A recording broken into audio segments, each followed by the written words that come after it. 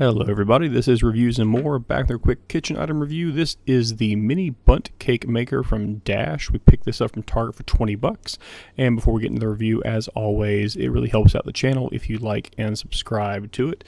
So if you find the video helpful, please hit the like button and leave a comment if you have any questions, and I'll try to get back to you as quick as I possibly can.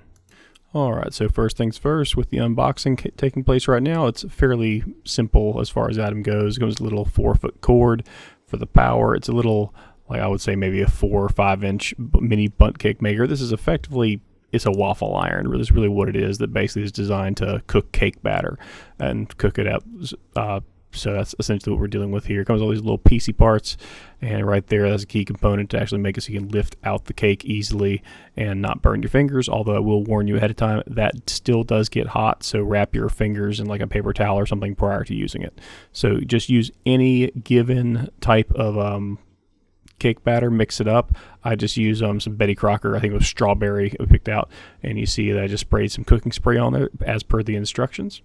There is also the idea you plug it in. I ran a total of 5 through this afternoon, and the first one I didn't use quite enough batter. It says 3/4 of the way full, and it doesn't give you kind of a line. There's no line listed on there say, hey, fill it up here, stupid. Like that doesn't exist. So you're really always kind of eyeballing it. So this is my first attempt. It's also when I realized, oh, this isn't like a normal cake where you can just dump the whole thing in, because obviously it's making mini cakes. So I would recommend that you make the cake batter and throw it into like a measuring cup or something that's easier to pour with. But other than that, it's basically just like pouring batter into a waffle iron. So just keep that in mind as you're working through it. So I'm trying to add a little bit more batter here. It's not going great, but I found that I got the best results actually when it was all the way full. So even though it was all the way full, it still cooked properly. It didn't like leak out, as long as it didn't make it go crazy. I was also very timid in pouring it this time around because I didn't want that center portion to get covered up. Go ahead and pour it over top of it and cover it up. It really doesn't make a big difference.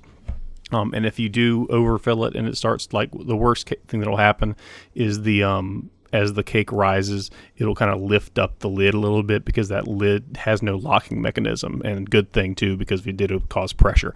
But all you got to do is just put that down. There is no pressure, there's no snapping, and then it'll just cook from there in about 15, actually I think it's 9 to 11 minutes depending on the batter. It'll be done. Test with a toothpick and you'll be ready to go. This one's kind of, the note is kind of flat. That's because I didn't use enough batter. And then from there, the next thing you do is you just take the little trivets out, the little handles on the right hand side. They're rubberized, but again, I'll warn you, they don't dissipate enough heat, and they will be hot. So I would get like a napkin or something and just kind of put just one additional layer in between your fingers and the hot metal that's there. And there you see it right there. It doesn't want to come off the first time, but ever since then I've used a little bit more liberal usage of the cooking spray, which again is recommended by the instructions. So even though this stuff is non-stick, it's a non-stick surface, it still recommends cooking spray just to make sure it comes off clean. Cleaning is fairly simple on this as well. You just let it cool down, take a paper towel to it, wipe it out, maybe dampen the paper towel a second time to kind of quote unquote rinse it, but nothing really sticks to it because the Teflon does work properly. All right, and now you're going to see the second attempt where I actually filled up a little bit more just to make it a little more correct, as opposed to it being just barely filled up, which was to me 3/4 the way full. We're going to really just kind of dump a good bit on here just to kind of fill it up.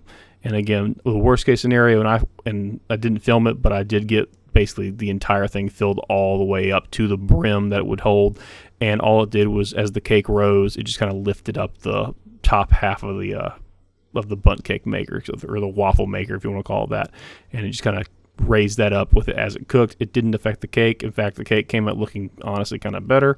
So overall, really good results. Is it worth the 20 bucks? Maybe. It's a fun thing. I would say this would be a great thing to do if you have kids, because it's something you can kind of do with them, and they can kind of feel like they're more involved with it. Because when you start dealing, if you got a 6-year-old who wants to bake something with you, it's kind of hard to do it with a 9-inch pan that's made of Pyrex glass, and they're going to drop it. But they can probably handle this and tip it over. In worst case scenario, they just drop a 4 or 5 inch Bundt cake on the floor, no big deal. So it's really fun as like an activity. I wouldn't recommend this for like if you're trying to make a bunch of these, simply because making a bunch of these, it takes about 9 to 11 minutes each time. So to make a full set of batter is going to take almost an hour. So that's only going to give you like 6 little Bundt cakes. So teach their own. I would say this is more of a novelty activity kind of thing. But overall, it works great. Thank you for watching, guys, and have a great day.